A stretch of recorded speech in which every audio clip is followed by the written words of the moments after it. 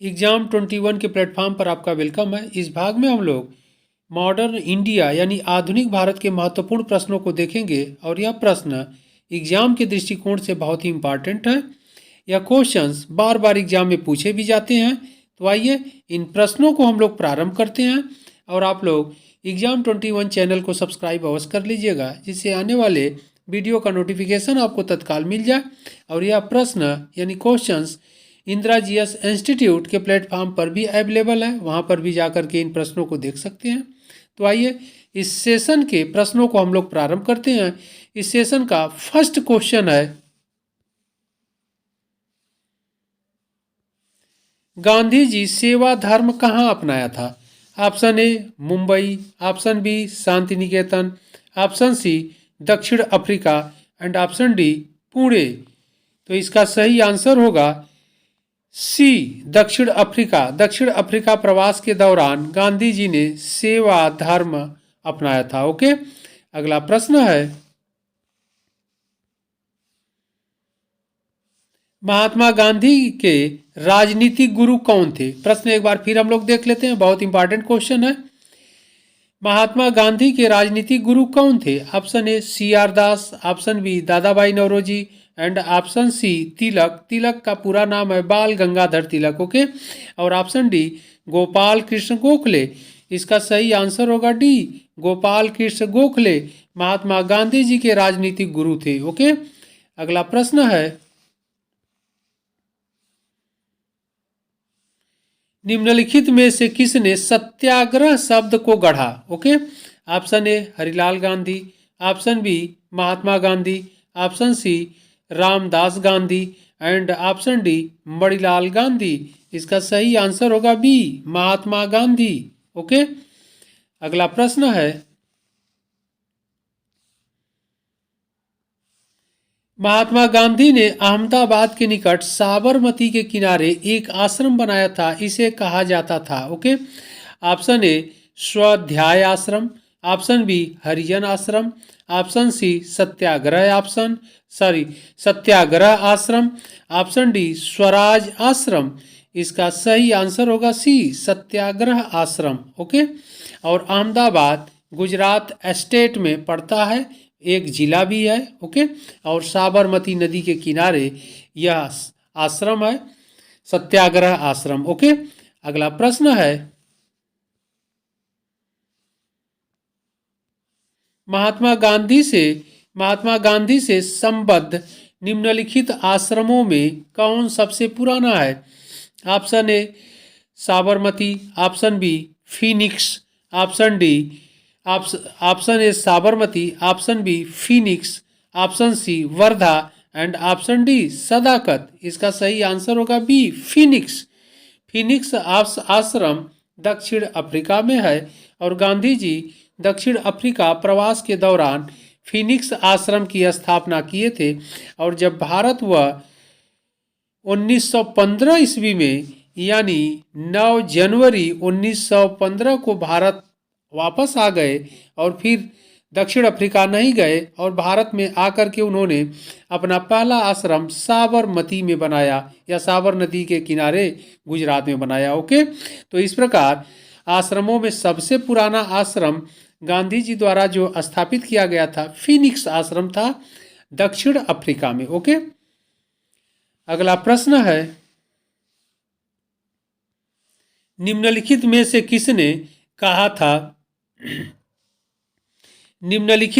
किसने कहा था विदेशी वस्त्रों की बर्बादी ही उनके साथ सर्वोत्तम व्यवहार है?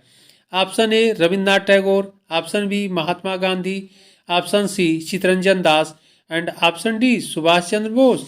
इसका सही आंसर होगा बी महात्मा गांधी। ओके, अगला प्रश्न है, निम्न में से महात्मा गांधी का भारत में पहला सत्याग्रह कौन सा था?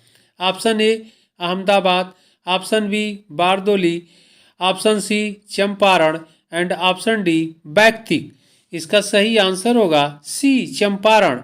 गांधी जी द्वारा भारत में चलाया गया पहला सत्याग्रह चंपारण था। चंपारण उन्होंने 1917 में चलाया था। इसके बाद बारदोली सत्याग्रह 1928 में चला था। अहमदाबाद 1918-19 में चला था। और वैयक्तिक सत्याग्रह 1940 में चला था। ओके, इस प्रकार वैयक्तिक सत्याग्रह सबसे लास्ट में होगा, चंपारण सबसे पहले होगा, बारदोली 1928 में। तो यह सन भी कभी आपसे एग्जाम में पूछ देता है, ध्यान रखिएगा आप लोग। इस प्रकार इसमें सही आंसर होगा सी, चंपारण। अगला प्रश्न है, निम्नलिखित में से किसने गांधी जी को सर्वप्रथम महात्मा के तौर पर संबोधित किया था? Option A Jawaharlal Nehru, option B Madan Mohan Malaviya ने, ऑप्शन सी रविन्द्रनाथ टैगोर ने, and option D Subhash Chandra Bose ने। इसका सही आंसर होगा सी, रविन्द्रनाथ टैगोर ने महात्मा कह करके संबोधित किया था। ओके, और सुभाष चंद्र बोस महात्मा गांधी जी को राष्ट्रपिता कहा था। तो यह दो पर्सनालिटी या दो व्यक्तित्व ऐसे थे जो गांधी जी के बारे में दो शब्द कहे। रविन्द्रनाथ टैगोर ने महात्मा कह के संबोधित किया, सुभाष चंद्र बोस ने राष्ट्रपिता कह के संबोधित किया। ओके, तो यह क्वेश्चन बहुत इंपॉर्टेंट है, एग्जाम में बार बार पूछा जाता है। अगला प्रश्न है, चंपारण में तिनकठिया प्रथा का तात्पर्य था? ऑप्शन ए 3/20 भूभाग पर नील की खेती करना, ऑप्शन बी 3/19 भूभाग पर नील की खेती करना, ऑप्शन सी 2/18 भूभाग पर नील की खेती करना, और ऑप्शन डी उपर्युक्त में से कोई नहीं। इसका सही आंसर होगा ए 3/20 भाग पर नील की खेती करना। इसी को तीन कठिया पद्धति के नाम से जाना जाता था। ओके, यानी ब्रिटिश सरकार द्वारा एक नियम बना दिया गया था, यानी प्रथा कह लीजिए अथवा सिस्टम कह लीजिए कि 20 बिस्वा से तात्पर्य 1 बीघा खेत में, यानी 20 बिस्वा में से 3 बिस्वा पर नील की खेती करना किसानों के लिए अनिवार्य कर दिया था, और इसी का विरोध किसानों द्वारा किया जा रहा था। ओके, और गांधी जी 1917 में चंपारण पहुंचकर इस तिनकठिया पद्धति का विरोध किए, सत्याग्रह किए। अंत में ब्रिटिश सरकार को यह सिस्टम या पद्धति या नियम वापस लेना पड़ा। ओके, अगला प्रश्न है, वह प्रदेश कौन था जहां बाबा रामचंद्र ने किसानों को संगठित किया? Option A Awadh, option B Bihar, option C Bengal, and option D Andhra. इसका सही आंसर होगा ए अवध। अवध का क्षेत्र से तात्पर्य वर्तमान यूपी यानी उत्तर प्रदेश। ओके, और उत्तर प्रदेश क्षेत्र में विशेषकर अवध का जो क्षेत्र है वह फैजाबाद और लखनऊ का बेल्ट। तो बाबा रामचंद्र ने अवध के क्षेत्रों में किसानों को संगठित किया था। इंपॉर्टेंट क्वेश्चन है। ओके, अगला प्रश्न है,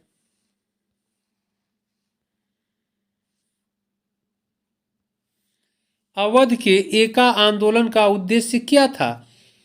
ऑप्शन ए सरकार को लगान देना बंद करना, ऑप्शन बी जमींदारों के अधिकारों की रक्षा करना, ऑप्शन सी सत्याग्रह की समाप्ति, एंड ऑप्शन डी लगान का नगद में परिवर्तन। इसका सही आंसर होगा डी। ओके, अगला प्रश्न है,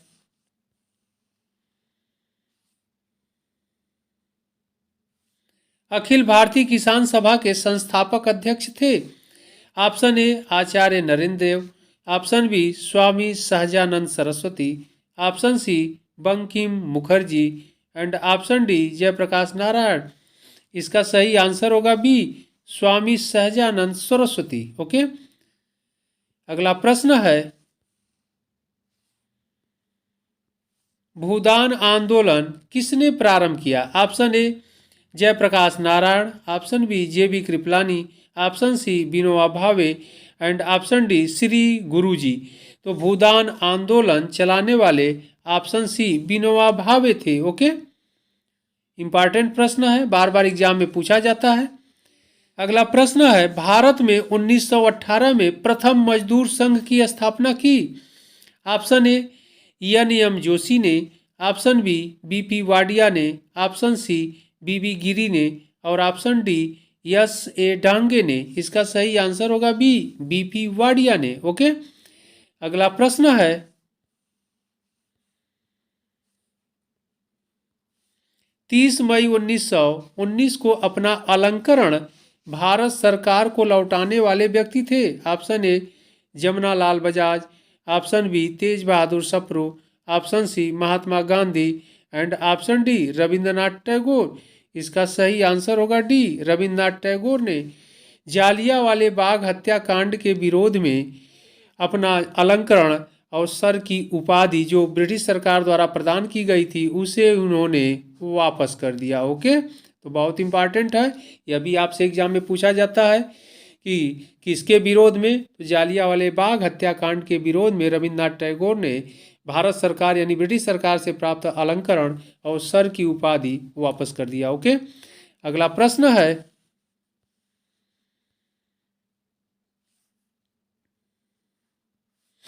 निम्नलिखित में से किस क्रांतिकारी की फांसी गोरखपुर जेल में हुई थी? Option A Ram Prasad Bismil, option B Rajendra Lahiri, option C Roshan Singh and option D Ashfaq Ulla Khan. इसका सही आंसर होगा ए, राम प्रसाद बिस्मिल को फांसी गोरखपुर जेल में दी गई थी या हुई थी। ओके, अगला प्रश्न है, कौन भारतीय क्रांति की मां कहलाती हैं? Option A Annie Besant, option B Sarojini Naidu, option C Ramabai and option D Bhikaji Rustom Cama. इसका सही आंसर होगा डी, भीखाजी रुस्तम कामा। ओके, अगला प्रश्न है, जालियांवाला बाग हत्याकांड हुआ? ऑप्शन ए 5 मई 1918, ऑप्शन बी 1 अप्रैल 1919, ऑप्शन सी 13 अप्रैल 1918, ऑप्शन डी 29 अप्रैल 1919। इसका सही आंसर होगा सी, 13 अप्रैल 1919 को जालियांवाला बाग हत्याकांड हुआ। ओके, अगला प्रश्न है,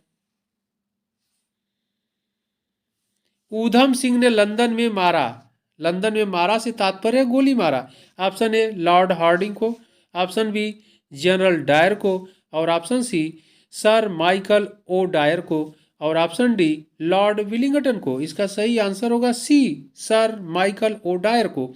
क्यों? क्योंकि ओ डायर ही जालियांवाला बाग हत्याकांड के घटना के लिए दोषी था। उस समय यह पुलिस अधिकारी थे और इन्होंने ही गोली चलाने का आदेश दिया था। ओके, अगला प्रश्न है,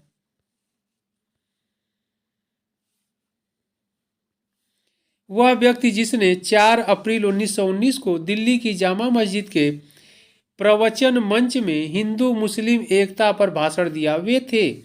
option A Mahatma Gandhi, option B Mahamana Malviya, option C Lala Lajpat Rai and option D Swami Shraddhanand. इसका सही आंसर होगा डी, स्वामी श्रद्धानंद। कई बार एग्जाम में पूछा भी गया है, बहुत इंपॉर्टेंट क्वेश्चन है, अच्छे से इसको देखिएगा आप लोग।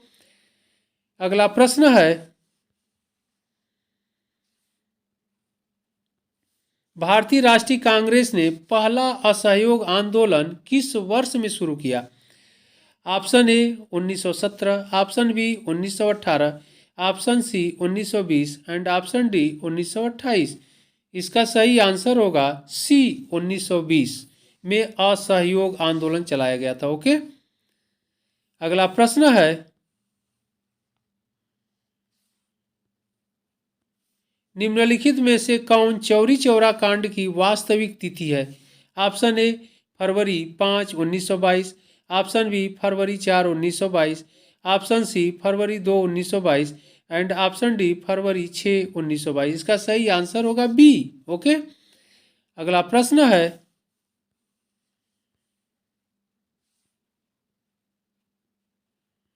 चौरी चौरा किस जनपद में स्थित है? Option A Deoria, option B Gorakhpur, option C Kushinagar and option D Maharajganj. इसका सही आंसर होगा बी, गोरखपुर जिले में या जनपद में चौरी चौरा स्थित है। ओके,